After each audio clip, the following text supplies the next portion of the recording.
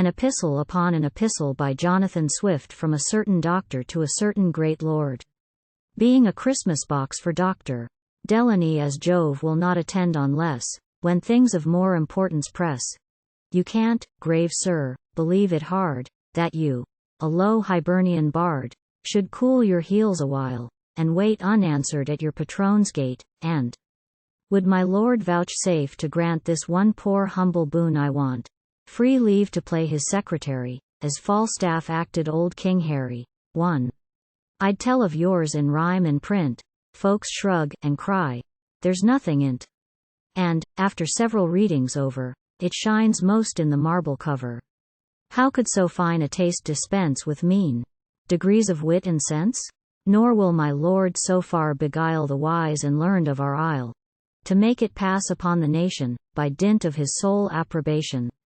The task is arduous, patrons find, to warp the sense of all mankind, who think your muse must first aspire, ere he advance the doctor higher.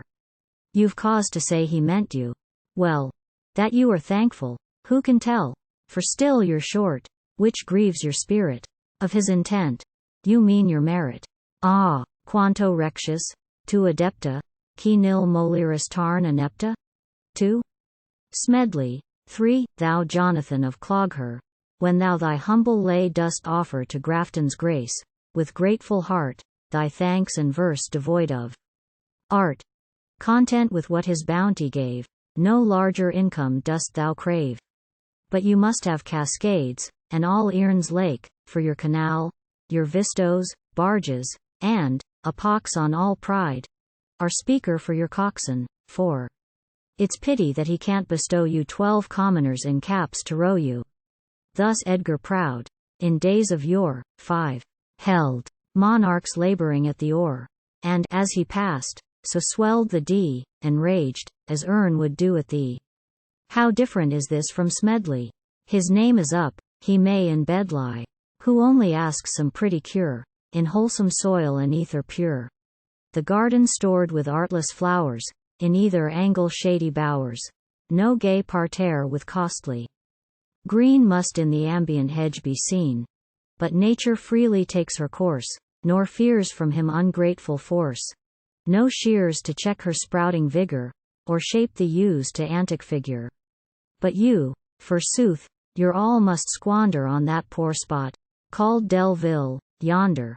And when you've been at vast expenses in whims, parterres, canals, and fences, your assets fail, and cash is wanting. Nor farther buildings, farther planting. No wonder, when you raise and level, think this wall low, and that wall bevel.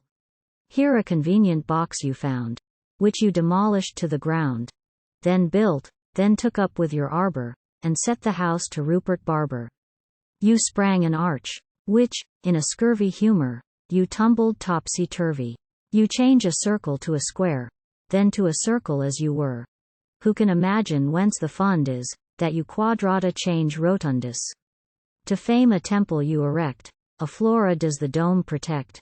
Mounts, walks, on high, and in a hollow you place the Muses and Apollo, they're shining midst his train, to grace your whimsical poetic place.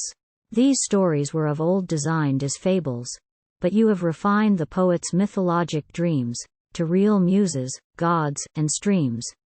Who would not swear, when you contrive thus, that your Don Quixote redivivus? Beneath, a dry canal there lies, which only winter's rain supplies. Oh! Couldst thou, by some magic spell, hither convey St. Patrick's well. 6. Here may it reassume its stream, and take a greater Patrick's name. If your expenses rise so high, what income can your wants supply? Yet still you fancy you inherit a fund of such superior merit, that you can't fail of more provision, all by my lady's kind decision. For, the more livings you can fish up, you think you'll sooner be a bishop. That could not be my lord's intent, nor can it answer the event. Most think what has been heaped on you to other sort of folk was due. Rewards too great for your flim-flams, epistles, riddles, epigrams. Though now your depth must not be sounded, the time was, when you'd have compounded for less than Charlie Grattan's school. £500 a year's no fool. Take this advice then from your friend. To your ambition put an end. Be frugal, Pat. Pay what you owe, before you build and you bestow. Be modest, nor address your betters with begging, vain, familiar letters. A passage may be found. 7. I've heard, in some old Greek or Latian bard, which says, would crows in silence eat their offals, or their better meat, their generous feeders not provoking by loud and inharmonious croaking, they might, unhurt by envy's claws, live on, and stuff to boot their maws.